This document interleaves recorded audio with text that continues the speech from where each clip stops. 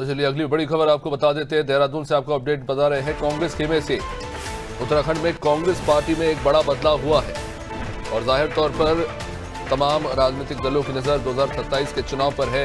ऐसे में पार्टियां तेजी से तैयारी कर रही हैं। अभी से खाका तैयार किया जा रहा है। आपको बता दें गणेश गोंदियाल को प्रदेश कांग्रेस की कमान सौंपी गई है। दूसरी बार गोंदियाल प्रदेश अध्यक्ष बनाए गए हैं। प्रीतम सिंह प्रचार समिति के अध्यक्ष, हरक सिंह को चुनाव समिति का अध्यक्ष बनाया गया है। तो वही करण महरा विशेष आमंत्रित सदस्य। संगठन में एक तरह से कह सकते हैं कि बैलेंस बनाए रखने की प्रयास है और जाहिर तौर पर पार्टी के जो कामकाज है वो सुचारू रूप से आगे बढ़ सके, यही कहीं ना कहीं उद्देश्य भी होता है। हालांकि इस बीच में नेताओं में टकराव की खबरें आती रहती हैं। इन सबके बीच में गोंदियाल ने नेतृत्व का आभार जताया है कि उन्होंने फिर से मौका दिया। प्रीतम सिंह से लेकर हरक सिंह, महाराज सभी ने धन्यवाद दिया। चलिए और विस्तार से समझने की कोशिश करेंगे इन नामों के पीछे की असल कहानी क्या है। सोनू, उत्तराखंड कांग्रेस में ये जो तब्दीलियां हुई हैं इसे किस तरह से देखें?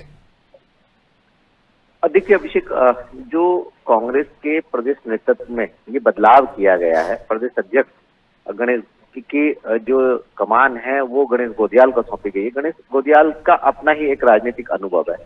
जहां तक हरक सिंह की बात है, हरक सिंह भी पूर्व कैबिनेट मंत्री हैं, नेता प्रतिपक्ष रहे हैं। उनकी अपने एक राजनीतिक अनुभव है और उनकी एक अभी प्रदेश की सियासत में एक उनकी जो छवि है वो अलग है। इसके साथ साथ गणेश गोंदियाल और हरक सिंह रावत के अलावा जो अन्य पार्टी के नेताओं को जिनको जिम्मेदारी दी गई है, कहीं ना कहीं इसको हम आने वाले विधानसभा के चुनाव के लिहाज से देख सकते हैं, उससे जोड़ करके देख सकते हैं। क्योंकि जिस तरह से पार्टी ने अब प्रदेश नेतृत्व में परिवर्तन किया है, तो कहीं ना कहीं पार्टी इस कवायद में जुटती हुई नजर आ रही है कि आने वाले समय में जो कांग्रेस है वो चुनावी मोड में नजर आएगी। और यही वजह है कि हाल ही में दिल्ली में उत्तराखंड कांग्रेस के नेताओं की बैठक हुई थी और उस दौरान भी अब जो नए अध्यक्ष की जिम्मेदारी का अब निर्वहन करेंगे गणेश गोंदियाल, वो भी इस बात पर फोकस करेंगे कि पार्टी में जो गुटबाजी है, खेमेबाजी है, आपसी अंतरकलह है और मतभेद जो है, ये इस तरह की चीजें जग जाहिर ना हो और खास तौर पर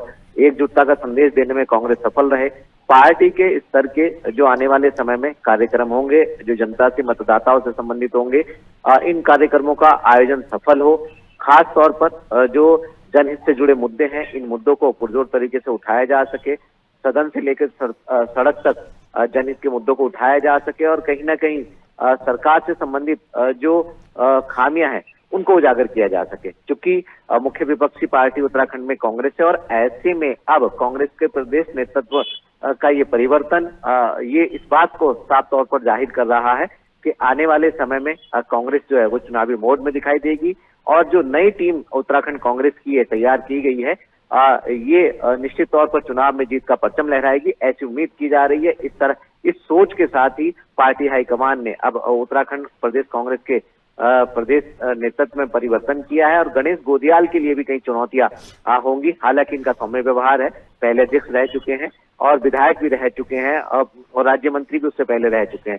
तो ऐसे में क्योंकि गणेश गोंदियाल के सामने भी कई चुनौतियां होंगी, एक तरफ सत्ताधारी पार्टी और दूसरी तरफ गणेश गोंदियाल को पार्टी में एकजुटता को कायम करना और खास तौर से चुनाव जैसे चुनौती को पार करना, ये कहीं ना कहीं अपने आप में एक बड़ी चुनौती है। अभिषेक, निश्चित रूप से सोनू बनरी हमारे साथ देखना पड़ेगा कि आगे ये जो तब्दीलियां हुई हैं वो क्या रंग लाती है।